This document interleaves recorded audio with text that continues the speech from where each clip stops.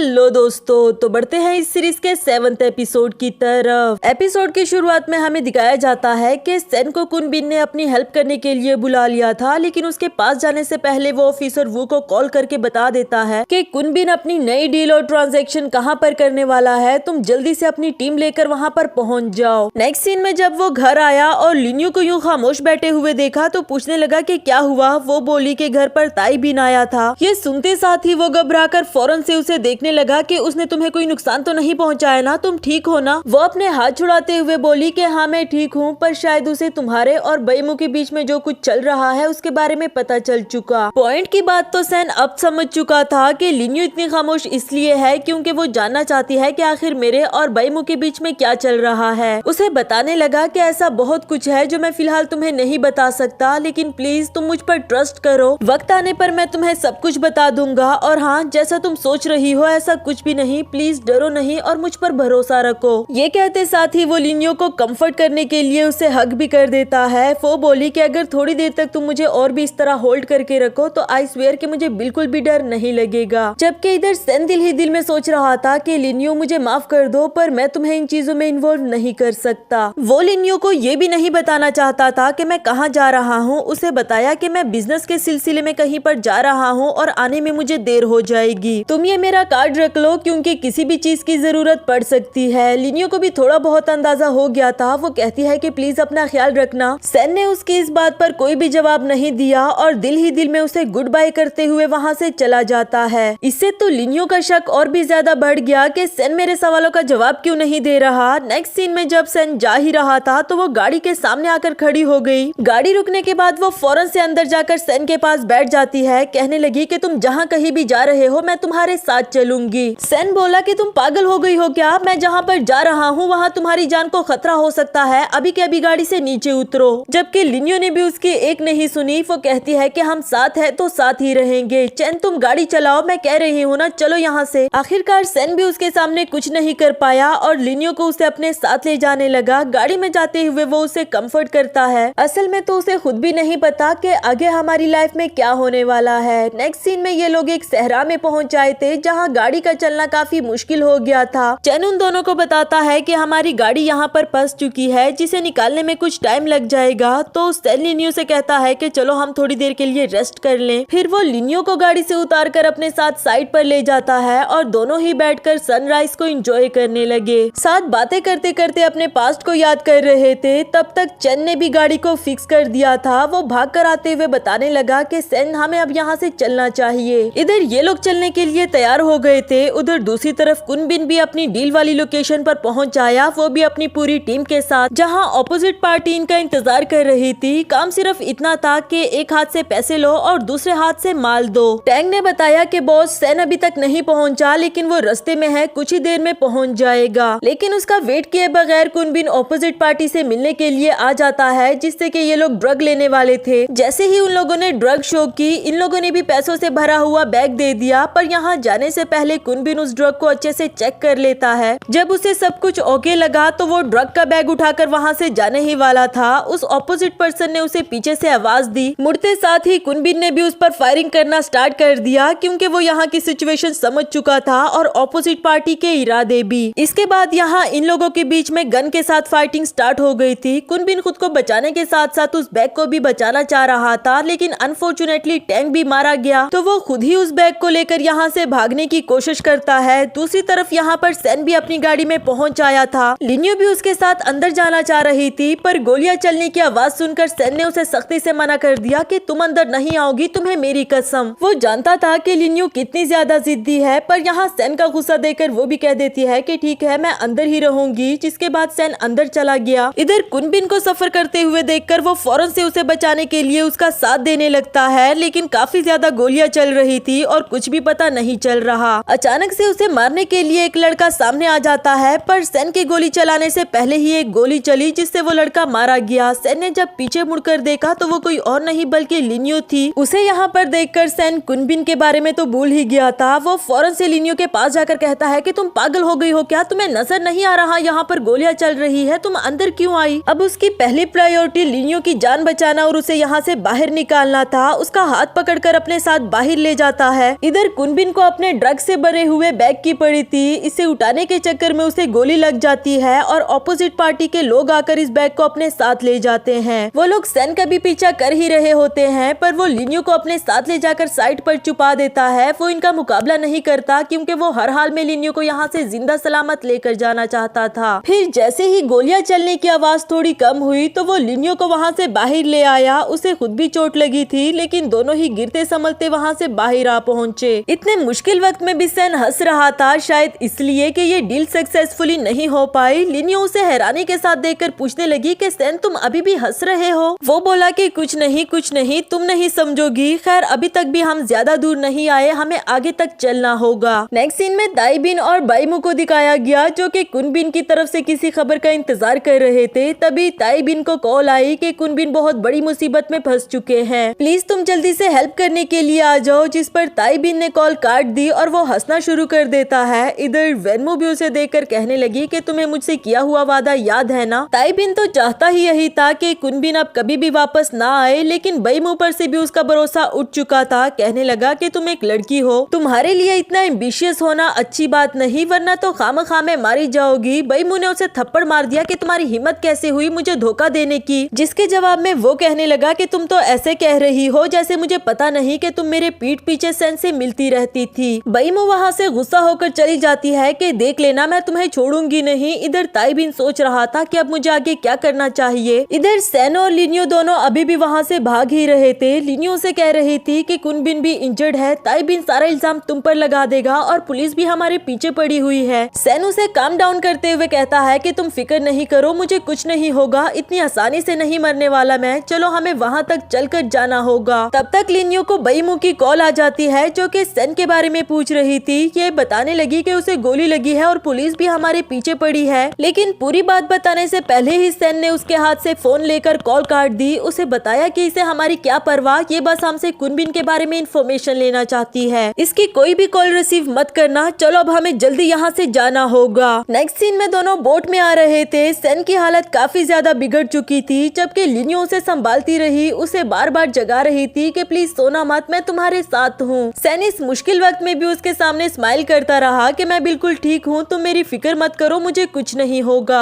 चैन भी खड़ा इन दोनों का वेट कर रहा था। पहुँचने पर लिन्यू ने उसे आवाज देकर बताया कि सैन को गोली लगी है, इसे मेरे साथ संभालने के लिए जल्दी से आ जाओ। दोनों ही मिलकर उसे संभालने लगे, पर उसे हॉस्पिटल ले जाना सेफ नहीं क्योंकि पुलिस हर तरफ उसे ढूंढ रही थी। नेक्स्ट सीन में उसे अपने अपार्टमेंट में ले आए थे, जहाँ एक डॉक्टर को बुलाया गया सैन के अंदर से गोली निकालने के लिए। ये प्रोसीजर काफी ज्यादा तकलीफ देता, पर सैन को भी सहना पड़ रहा था और लिन्यू को भी उसके लिए बिल्कुल अच्छा नहीं लगता। वो बार बार डॉक्टर से पूछती रही कि कितना टाइम लगेगा, प्लीज जल्दी करे, सैन को तकलीफ हो रही है। आखिरकार डॉक्टर ने उसके अंदर से गोली निकाल दी, उसके जख्म पर पट्टी कर देता है और फिर उसे रेस्ट करने के लिए कह दिया। नेक्स्ट सीन में सैन आराम कर रहा था, लिन्यू भी उसके पास सो चुकी थी। जैसे ही उसने सैन को हिलते हुए महसूस किया तो फौरन से उसे जाग आ जाती है। पूछने लगी कि क्या हुआ, तुम ठीक हो ना? वो बोला कि हाँ मैं ठीक हूँ, जिसके बाद लिन्यू उस पर हंसने लगी। कहती है कि वैसे तो तुम अपने आप को बहुत नीट और क्लीन रखते हो, लेकिन देखो ना अब तुम अपने आप को संभाल भी नहीं पा रहे। सैन पूछने लगा कि क्या हुआ, तुम्हें मुझ पर रहम आ रहा है? जिस पर लिन्यू ने बताया कि नहीं बिल्कुल भी नहीं, लेकिन मेरा दिल टूटा है, तुम मुझसे चुप कर वहाँ पर जा रहे थे, अगर तुम्हें कुछ हो जाता तो मेरा क्या होता? सैन कहने लगा कि अच्छा भी अब गुस्सा मत करो। उसका हाथ पकड़कर उसे अपने पास बिठा देता है और समझाने लगा कि देखो देर से या जल्दी सबको तो मरना ही है ना, पर देखो मुझे कुछ भी नहीं हुआ, मैं जिंदा सलामत तुम्हारे सामने बैठा हूँ और ये चोट ये तो बस छोटी सी ही चोट है। इन दोनों की बातें अभी चल ही रही थी कि पीछे से ऑफिसर वो पहुंच आया, वो भी डॉक्टर के हुलिये में। लिन्यू तो उसे देखकर डर ही गई थी कि अब वो सैन को पकड़कर ले जाएगा। कहने लगी कि ऑफिसर वो मैं ही इसे यहाँ पर लेकर आई थी, जबकि वो सैन से कहने लगा कि तुम इतने लापरवाह कैसे हो सकते हो। लिन्यू भी हैरान हो जाती है कि तुम दोनों के बीच में क्या चल रहा है। इधर सैन ने भी उसे इशारा करके बता दिया कि अब इसे सब कुछ सच सच बता ही दो। आफ्टर दैट ऑफिसर वो ने लिन्यू को बताया कि असल में हम दोनों ही एक मिशन पर है, जो सुनकर वो काफी ज्यादा हैरान हो गई। इसी के साथ हमारा ये वाला एपिसोड भी खत्म हुआ।